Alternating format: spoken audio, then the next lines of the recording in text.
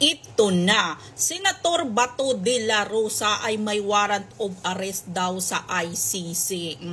Ipapaapas daw nila si Bato de la Rosa doon kay Pangulong Duterte.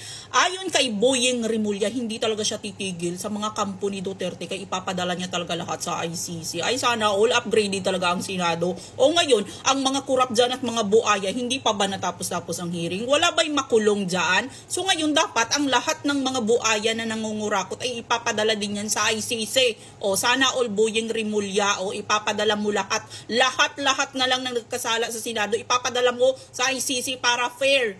O ngayon magno-New Year na, wala pa inakulong ng mga buaya, hindi matapos-tapos ang hearing dyan sa Senado. Ano yan aabutin pa tayo ng 100th century na matapos at maaprubahan kung sino nga ba ang kurap dyan at makulong? Ay sana all talaga, sana panglitsunin na lang yan sa New Year at sa Pasko ng mga kurap ng mga buaya dyan.